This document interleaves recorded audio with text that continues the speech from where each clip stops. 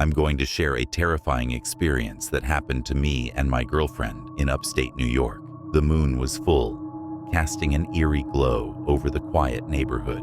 My girlfriend Sarah and I were house-sitting for my mom when the strange events began.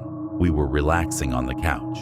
The only sound, the crackling of the fireplace and the soft ticking of the clock. Suddenly, the silence was shattered by a chilling sound, heavy footsteps approaching the house.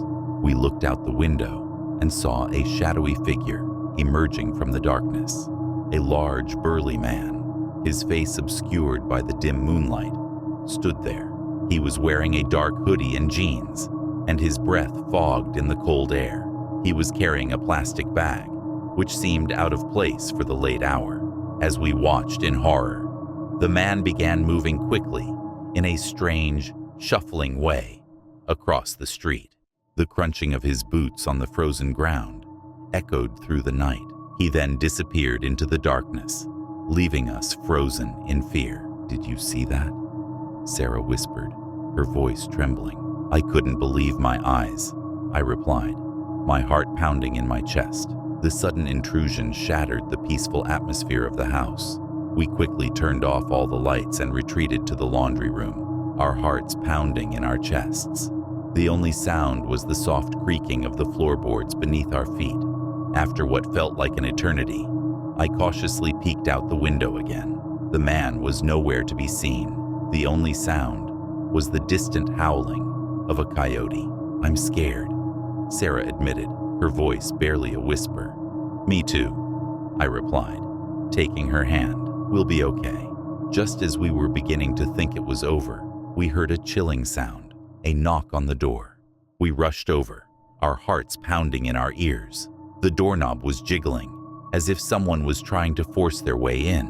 The sound of the jiggling doorknob was amplified in the silent house, echoing through the hallways.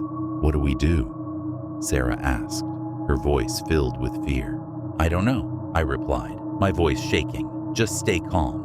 Luckily, the door was locked. One of my mom's dogs, a small rescue pup named Max, started barking and growling fiercely at the intruder. His loud, screechy bark filled the house, echoing off the walls. The sound was so intense that it seemed like it would shatter the windows. We called my mom to ask for advice, and she told us not to worry. She thought it might have been someone who was drunk or high. The next morning, we decided to tell my mom about the incident. She was shocked and concerned. She told us that this wasn't the first time something strange had happened at her house. She had heard stories of other people seeing strange figures lurking around the neighborhood at night. We decided to do some research online and found some local folklore about a ghostly figure that was said to haunt the area. The stories described a tall, shadowy figure that would appear out of nowhere and disappear just as quickly. "Do you think it could be him?" Sarah asked, her voice trembling. "I don't know," I replied, my voice filled with doubt. "But it's definitely possible. Could the man we had seen be the ghost, or was it just a coincidence? We'll never know for sure. But one thing is certain, that night was one of the most terrifying experiences of our lives."